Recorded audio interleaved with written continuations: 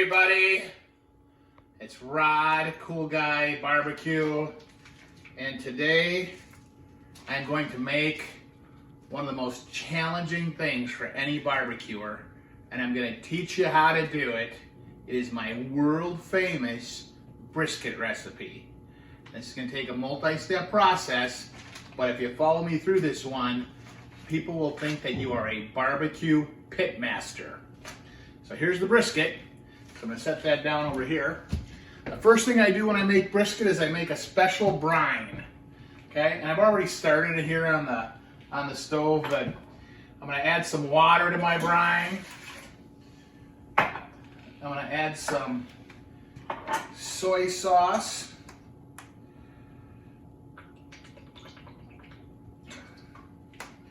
I'm going to add some Worcestershire sauce.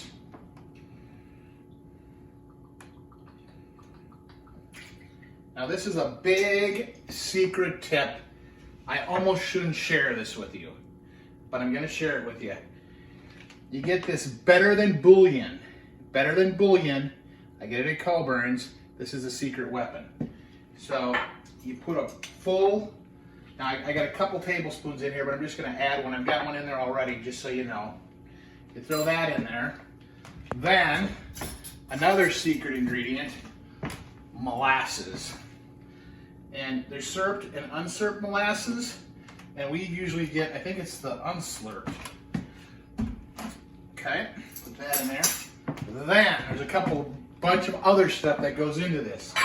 Now you can always get the email sent to you with the recipe at rodteats@gmail.com, but there's brown sugar. There's kosher salt. Paprika. Get that all in there. Garlic powder. I use granulated garlic. And then ginger. Okay, so then what you do with this is you bring it to a boil on the stove. Just get it mixed up. And then of course I'm going to come back and I'm going to use this brine in my brining bucket. But the next step I'm going to show you after I get done getting this brine stirred up is, there's one thing I always do, and it's in the recipe, and it's kind of a big deal. You're supposed to shock the brine with ice after you get it warmed up, and then I put it out in the fridge. And something about putting ice in here, I put a couple cups of ice in, it supposedly does something to the chemical mixture and makes it just a little bit different and better. Why, I don't know, just trust me. It's a few barbecue pit masters talk about it, and I tried it and it seems to work. Okay, so in a minute, I'm gonna rip the brisket apart. I'm gonna show you how you trim it up. Okay, there was a question from the gallery, the audience out here, because they really didn't understand what shocking the brine meant. So I want to just show you how simple this is. Anybody can do it. It's not real tough. So we're now gonna shock the brine with ice. Okay, so what I did is I put 2 cups of ice in this nice bucket, and get ready, because here's all you do to shock it and cause this miracle in chemistry. You just dump it right in, okay? That's all you do, and then you stir it up. Now I'm gonna let it just cool down on its own naturally, and I'll move that out into the fridge and let it get good and cold. And now what I'm gonna do is I'm gonna come back in just a second. I'm gonna show you how to trim a brisket. That's a little bit more dangerous, could be a little bit more challenging. You might want to stay tuned and see if I still have 10 fingers left when I'm done. Okay, now I don't have a full brisket today. I just got it, they cut them into kind of 2 parts, and this is the smaller part. I tried getting a full, and with Corona, if you can believe it or not, briskets are kind of hard to come by. There were some at Costco the other day, but they're just way too fatty. And one of the things when you work with brisket, it's really a good cheap price, because you really get excited about that, but you do cut a lot of the fat away when you do brisket. So the objective here is to trim all this fat off, or a lot of the fat off, on both sides. And then once I get done doing that, the meat will be kind of just a big red piece. And then what we'll do is we'll drop that in the brining bucket. And then tomorrow, before we put it on the smoker, then I'm gonna give you my secret rub recipe. But the first thing we're going to do is we're going to start trimming. So it's a little bit challenging. You need a good sharp knife, and you just start trimming it. You just start cutting this off. So I'm going to do some cuts first, and then I'll come back on.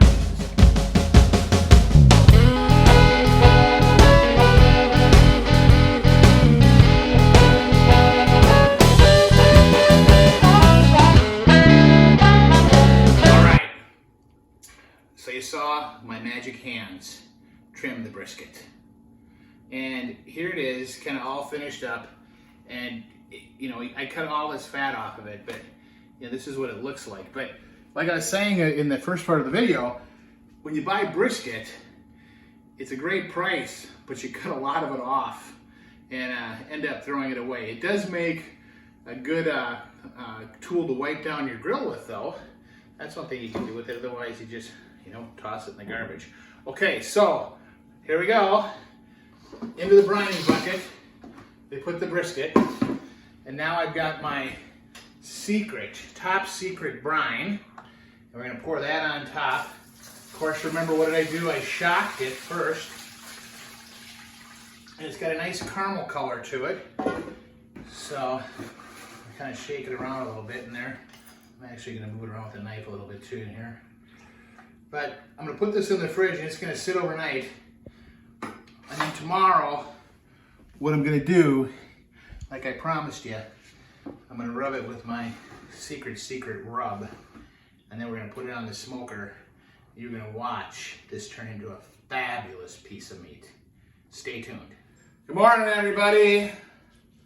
Got up this morning, went out to the garage, got the brining bucket. And I took the brisket and I put it on this nice tray. And I dried it off. And now what I'm gonna do is I'm just gonna let it set up a little bit so it gets kind of dry. Not real dry, but just dry enough on the outside layer. Because what I'm gonna do next is I'm gonna come back and I'm gonna show you my secret rubs that make fabulous brisket. Stay tuned. I got the brisket, like I said before, I got it out of the fridge, I dried it down. And now I've got some rub choices, but I'm going to show you what I like. This is my favorite, SPG rub. I found this in Texas. I ordered it online. Now, one thing I'm going to tell you I learned, I thought it was so good I ordered 3 bottles at one time. It's the only rub I found that kind of spoils, so only order one at a time, but it's called SPG rub. SPG, what does it stand for? Salt, pepper, garlic, okay? Then I'm going to come across it right behind that with some Canadian steak seasoning. And the reason I do that, it gives it a nice, healthy bark, okay? I brought a couple other choices in case you can't find these. I found this prime rib one out at Sam's Club one day. And also another good one is Montreal steak sauce. You can rub it with that as well. But let's get started. Now, I might start sneezing. This rub has got like a real potency to it. So we're gonna rub her up, or shake it. Yeah, we're gonna rub it up with rub. And I put it on real liberal. And once again, what I'm doing is I'm doing the side that I'm going to have down on the grill. And then I'm going to flip it over, and I won't retouch this side until I put it on the grill until I cut it. Okay, so now I'm putting on now I'm going to start, I feel a sneeze coming on. So if you feel me sneezing, that's because of this stuff. It is so potent.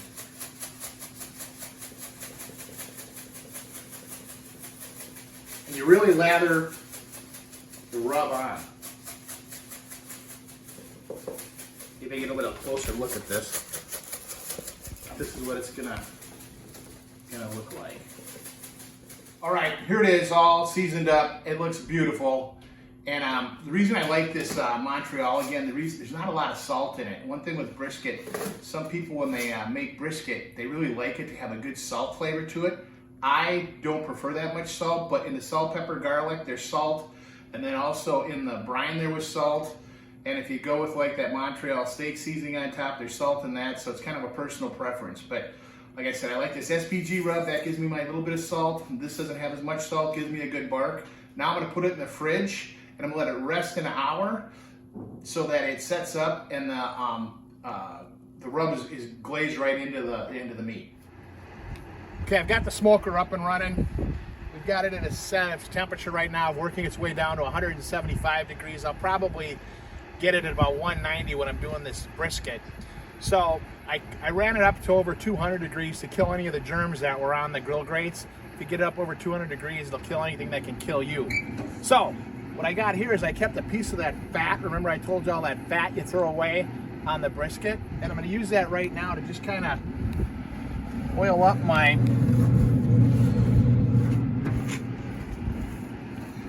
grill grates.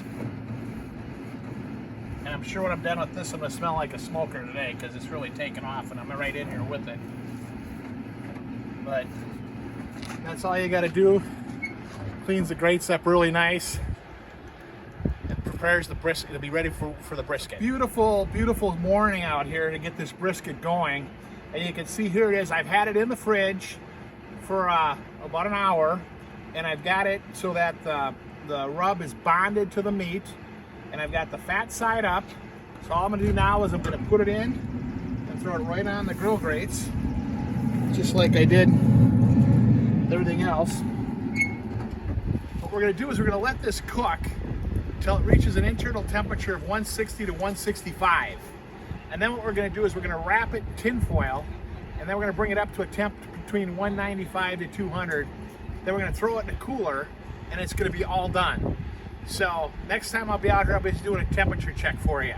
Stay tuned. All right, I'm out at the smoker, and the brisket has been on for about an hour and a half. I was just gonna do a quick temperature check. See how we're doing. Now, doesn't that thing just look absolutely gorgeous? A little bit tougher on that. Okay, try right here. Now remember, I'm trying to get to a temp of 160, and I'm at 117. And just smoking right along. On brisket, you want a long, slow smoke. A long, slow smoke to build in that flavor and get that smoke right. I got the brisket here, and I got my temperature at 160. So what I'm gonna do now is I'm gonna double wrap it.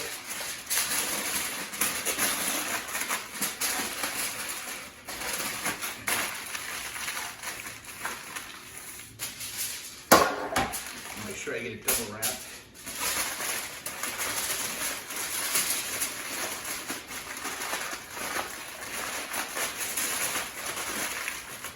Now is we're going to go back out, we're going to toss it on the grill, and we're going to let the temperature rise up to about 190. Smoker, we're going to check the temp again. We're trying to hit a temp at 205, 200. I think we're going to be there.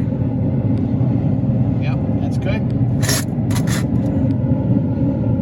That's good. Okay, so now what we do, we're going to, should have my hot gloves on. We're going to wrap this in a towel.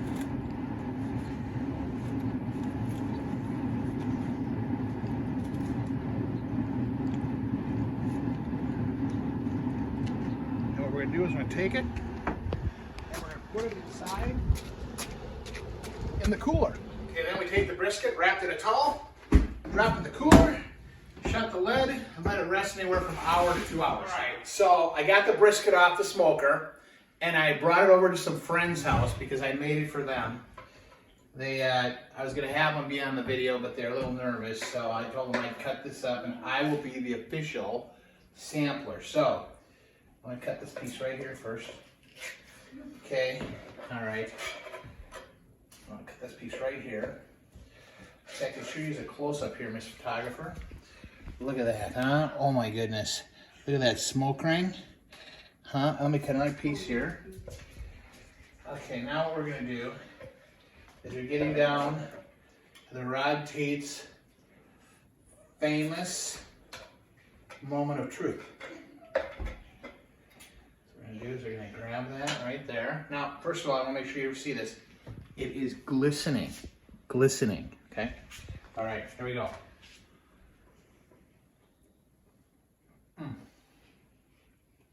It's got a little bit of salt flavor to it. Very, very moist. Almost probably world championship quality again. So if you want this recipe and you want to try brisket, just send me an email to rodteats@gmail.com and I'll send you the recipe. Thanks for watching.